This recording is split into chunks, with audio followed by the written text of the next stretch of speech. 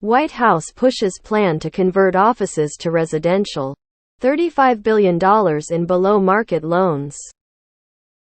Program seeks to create affordable housing near transportation hubs in big cities.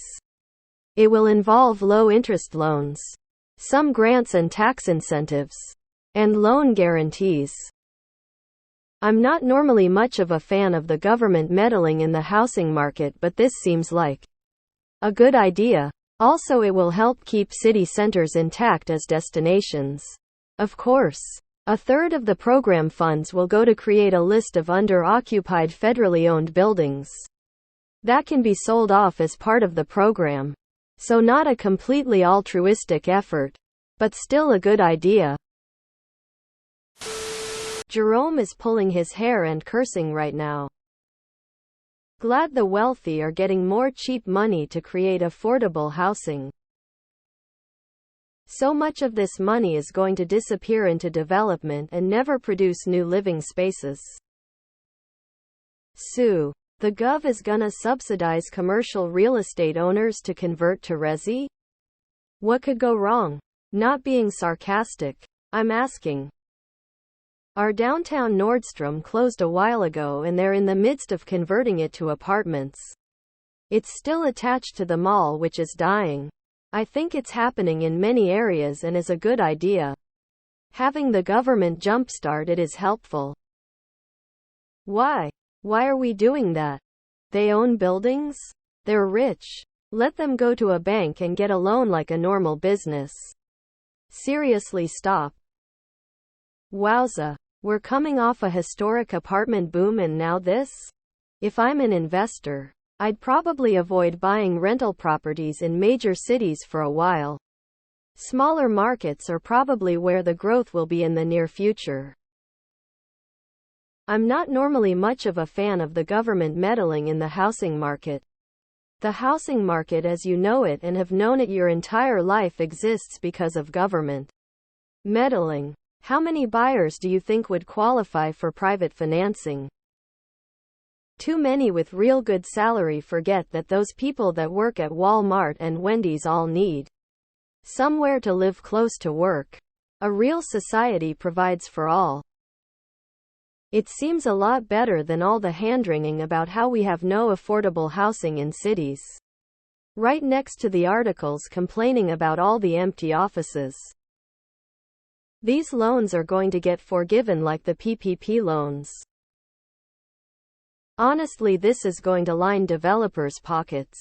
In a high-interest rate environment, they will get low-rate loans and build subpar apartments and cramp as many apartments as they can into the building and sell them at steep prices in cities like NY.SF and other major metros and take in profits.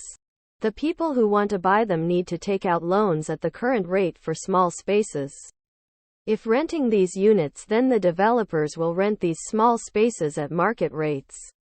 Who is really winning here? I'm not normally much of a fan of the government meddling in the housing market. Do you believe the government shouldn't back mortgages and should dissolve Fannie and Freddie and CFPB? Just another way the Biden administration is laundering taxpayer dollars to their cronies. People cannot live in office buildings without a significant upfit which the federal government is going to pay for? What? So, you get to completely renovate your real estate at taxpayer expense and rent it out to people who live on the taxpayer's dime. Seems like the only people who get the shaft are the middle class.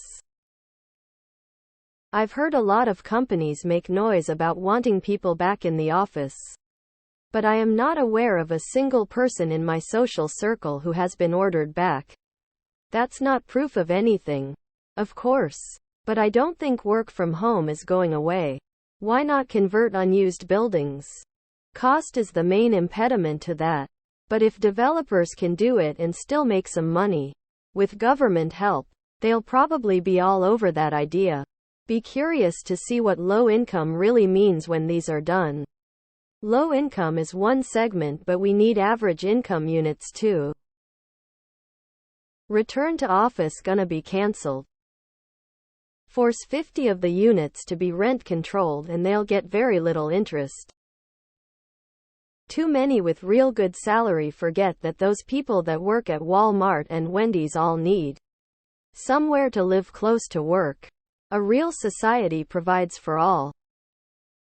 Too many with real good salary forget that those people that work at Walmart and Wendy's all need somewhere to live close to work. A real society provides for all. And the rich get richer. Do it, and then let us all work from home. Just another damn money grab that disappear into the ether. Are we going to 12 interest rates once JPOW realizes that for some strange unknown reason, inflation keeps ticking up? What's the plan? 20? My only issue with this is how it's funded. Why are regular taxpayers funding development projects for the wealthy people that own commercial real estate? We should be taxing these vacant underutilized properties. Then we can use that money to give tax breaks and low-interest loans to incentivize people who actually convert their empty commercial property to residential. Just want to agree with what you said. Generally speaking, the government is so bad at managing anything and so wasteful that with anything they propose, my knee-jerk reaction is another billion wasted on pork barrel.